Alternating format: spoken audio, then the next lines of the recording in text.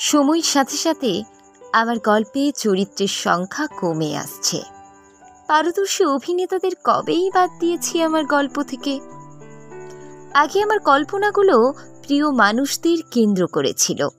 কল্পনা করতাম কোনো এক নিস্তব্ধ সমুদ্র তটে বসে প্রিয় মানুষগুলোর সাথে জমিয়ে বাক্যালাপ করছি। তার সাথে বাতাসের গুনগুন গান আর সমুদ্রের গর্জন নেশা ধরাচ্ছে।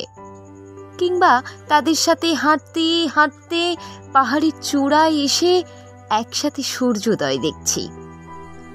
আমি এখনো কল্পনা করি, এখনো কল্পনাতে নিস্তব্ধ সমুদ্র তটে ভেজা বালির ওপর বসে ঢেউদের সাথে বন্ধুত্ব করার চেষ্টা করি।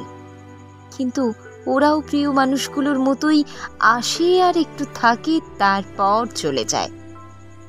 বেহায়া বাতাস নানা অছিলায় আমাকে ছুঁয়ে যায়। দেখি তো, আমি এখনো কল্পনায় পাহাড়ের চূড়ায় দাঁড়িয়ে সূর্যোদয় দেখি। শুধু একটাই পার্থক্য, এখন আর কোনো পার্শ্ব চরিত্র নেই।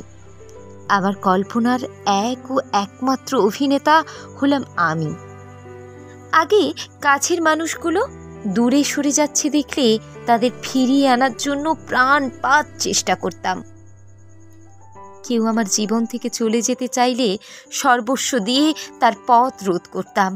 আবার কারো শত অবহেলার পরেও আপ্রাণ চেষ্টা করতাম তাদের আমার জীবনে রেখে দেওয়ার। এখনো তাদের চলে যাওয়া, দূরে সরে যাওয়া আমাকে কষ্ট দেয়। ভেতর ভিতর অনেক কাটা ছেঁড়া হয়, কিন্তু অভ্যন্তরীণ রক্তপাতটা কেউ দেখতে পায় না।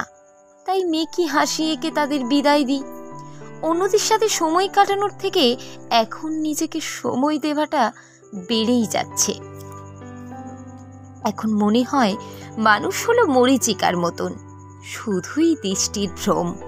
দূর থেকে তাকে দেখে যা মনে হয়, তার কাছে গেলেই মনে হয় হাওয়ার মতো পুরোটাই যেন মিলিয়ে যায়।